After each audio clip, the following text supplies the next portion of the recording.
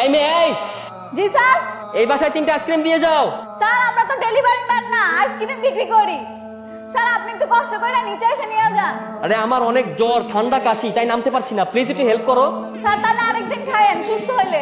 আসি স্যার। আমার বাসায় দুটো ছোট ছোট বাচ্চা আইসক্রিমের জন্য কান্নাকাটি করছে, এখন আমি যদি যাই তাহলে ওরা কান্নাকাটি করবে। তুমি প্লিজ একটু হেল্প করো না প্লিজ। দাঁড়ান দাঁড়ান আসতেছি। এই যে লন আপনাকে আইসক্রিম লেগ। আইসক্রিম?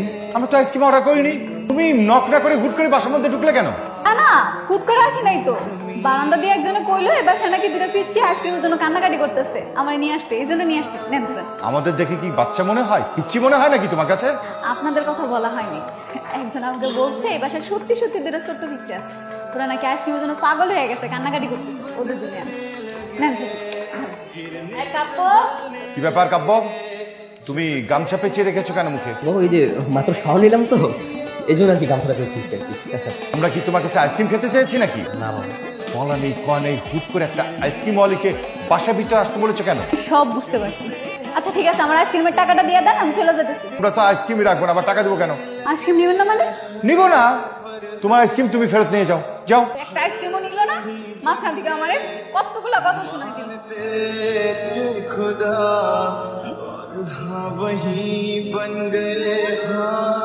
এই ভাই এই, এইখানে একটা ভ্যান দেখছেন, আইসক্রিমের ভ্যান আমার। কি ব্যাপার, কোনো সমস্যা, কিছু হয়েছে? আপনি আমার আইসক্রিমের ভ্যানটা চুরি করছেন তাই না? ভালো ভালো কইতেছি আমার আইসক্রিমের ভ্যানটা আমার ফেরত দেন। ভ্যান আমি দিব কেন, ভ্যান তো এখানে ছিল, কোথায় যাবে আর? ভালো ভালো কইতেছি আমার ভ্যানটা আমার ফেরত দেন, নাহলে কিন্তু খবর আছে কই দিলাম। অদ্ভুত ব্যাপার তো, ভ্যানটা আমি নিব কেন, আর নিয়েই বা কি করবো? আমি তো বাসায় ছিলাম। বাসায় ছিলেন তার মানে নিশ্চয়ই কারো দিয়ে আমার ভ্যানটা নেওয়া হয়েছেন তাই না? আমি সব বুঝে গেছি আপনার চালাকি। আপনি ভালো ভালো আমার ভ্যানটা ফেরত দেন করে দিতেছি, নাহলে কিন্তু খবর আছে আপনার। দেখো তুমি শুধু শুধু উল্টাপাল্টা ভাবছো, অনেস্টলি বলছি, সত্যি আমি কিছু জানি না। আপনার ভ্যানটা এখানে ছিল। কি হয়েছে? ভ্যানটা গেল ভাই। এই মেয়ে বিড়বিড় করে কি বলছো, কি হয়েছে? আপনার বলে আমার ভ্যানটা ঢুকে গেছে, আমার ভ্যানটা ফেরত দিতে কোন প্লিজ। এই কি উল্টাপাল্টা কথা বলছো? হ্যাঁ, আমার ছেলে তোমার ভ্যান নিতে যাবে কেন? তা নইলে কে নিব? আমার ভ্যানটা ঠিক এই জায়গায় ছিল, উনি আমার আইসক্রিমের জন্য ডাক দিছে, আমি ভ্যানটা এখানে রাইখা আইসক্রিমগুলো নিয়ে ভিতরে ঢুকলাম। আপনারা তো আইসক্রিম নিলেনই না, উল্টা দেখে আমার ভ্যানটা নাই। আমি ভালো ভালো করতেছি, আপনারা আমার ভ্যানটা ফেরত দিয়ে দেন। তোমাদের মতো মেয়েদের নাটক আমি খুব ভালো করেই জানি। একটা কাহিনী বানিয়ে এখন টাকা ইনকাম করার ধান্দায় নেমেছো তাই না? আমার সাথে এরকম নয় ছয় করতে পারবে না, যাও এখান থেকে, যাও। এটা না আমাকে হেল্প করতে গিয়ে ওর আইসক্রিমের ভ্যানটা হারিয়েছে, হেল্প করি প্লিজ, একটু খুঁজে দেখি। মায়া লাগছে তোমার নাম এটার জন্য? হ্যাঁ, এসো ভেতরে এসো।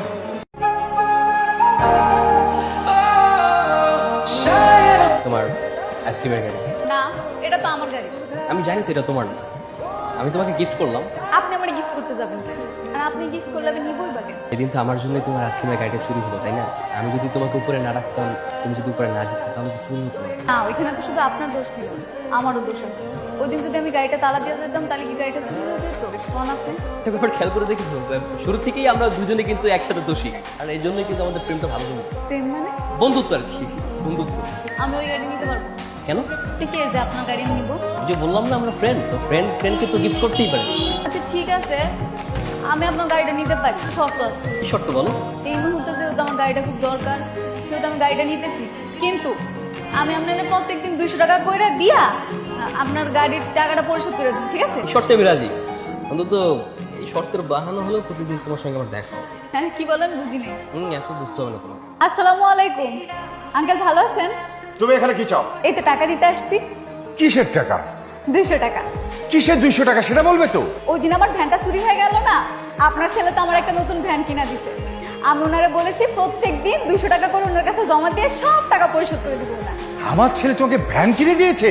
এই কাব্য, কাব্য, তুমি কেন আবার কেন আসছো? কেন?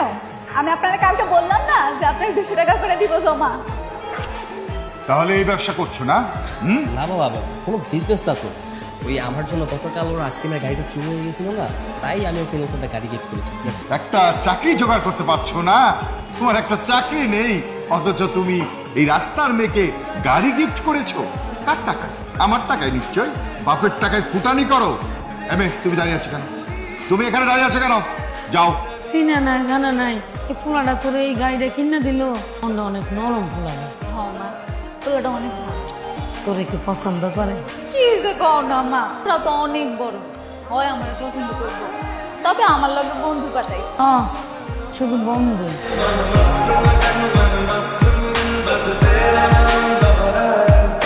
আজকে দেখি আপনি আমার মতো ড্রেস পরে আসছেন। তা কি লাগবে? আইসক্রিম লাগবে? আইসক্রিম ওয়ালিকে লাগবে, মানে মানে তোমাকে লাগবে। আমাকে লাগবে মানে? আমরা ফ্রেন্ড না, তো একটা ফ্রেন্ডের তো একটা ফ্রেন্ডকে তো লাগতেই পারে, তাই না? ফ্রেন্ডশিপ মানেই তো রোজ একসাথে দেখা হওয়া, আড্ডা দেওয়া, কাছাকাছি থাকা, পাশাপাশি, তাই না?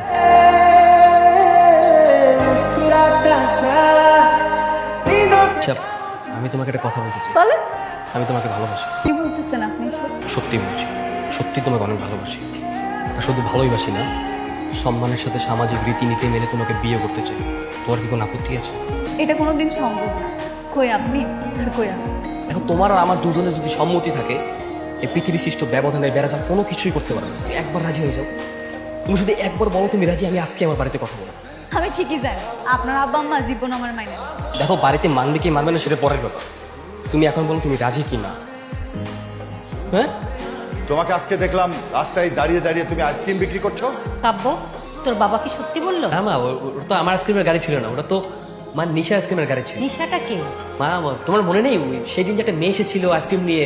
ওই তো নিশা, ওর গাড়ি তো ছিল। তোমাকে যদি এই অবস্থায় আমার ফ্রেন্ড সার্কেল দেখতো, তাহলে আমার মান সম্মান কোথায় থাকতো একবার চিন্তা করে দেখেছো?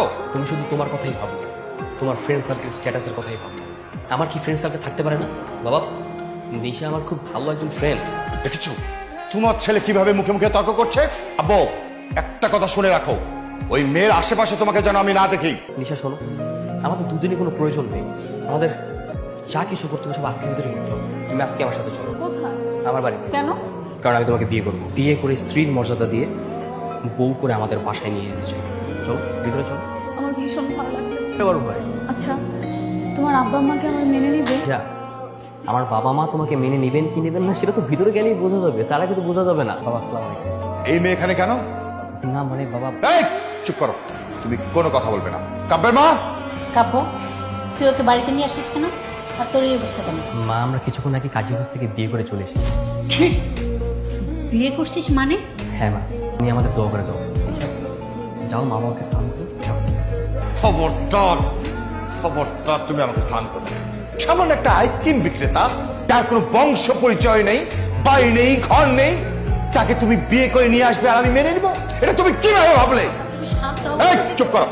এই মেয়ে, তোমার সাহস হয় কিভাবে? তুমি আমার ছেলের হাত ধরে এই বাড়ির বউ হওয়ার জন্য তুমি চলে এসছো?